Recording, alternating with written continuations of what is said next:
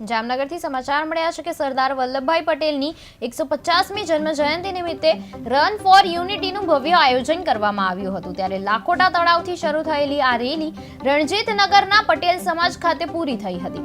રાજ્યમંત્રી રીવાબા જાડેજા, ધારાસભ્ય દિવેશભાઈ Akbari, mayor Vinod Khimsuriya, collector અને કમિશનર સહિત અનેક મહાનુભાવો રેલીમાં જોડાયા હતા।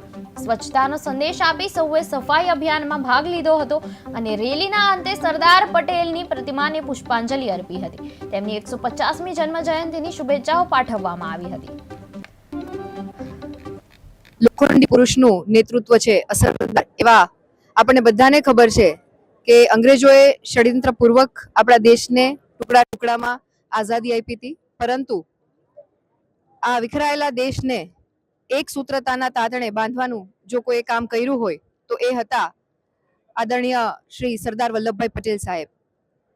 આપણું શીર્ષસ્થ નેતૃત્વ, આ દેશના યશસ્વી વડાપ્રધાન આદરણીય શ્રી નરેન્દ્રભાઈના નેતૃત્વમાં જ્યારે રાષ્ટ્રીય એકતા દિવસ એટલે કે સરદાર સાહેબના જન્મદિવસને સમગ્ર દેશમાં એક મજબૂતાઈથી ઉજવવાનો અને આ દેશનો ગૌરવશાળી ઇતિહાસ સમગ્ર દેશની યુવા પેઢી અને ભાવિ પેઢીને થાય એના પ્રબળ સંકલ્પ સાથે જ્યારે એમની 150મી જન્મ જયંતિ ઉજવાઈ રહી હોય ત્યારે જામનગરના જિલ્લાના વહીવટીતંત્ર તેમજ કોર્પોરેશનના સંયુક્ત ઉપક્રમે આજે એક રન ફોર યુનિટી કાર્યક્રમનું આયોજન કરવામાં આવ્યું, જેમાં ખૂબ બહોળી સંખ્યામાં નગરજનો ઉપસ્થિત રહ્યા। વિવિધ કેડેટના ફોર્સના યંગ બ્રિગેડિયર્સ અને યંગ જનરેશન છે એ ઉપસ્થિત રહી, તેમજ યુવાધન ખૂબ સરસ સંખ્યામાં ઉપસ્થિત થયું છે। નગરજનો પણ આ રન ફોર યુનિટીમાં ખૂબ ઉત્સાહ દાખવી અને જોડાયા।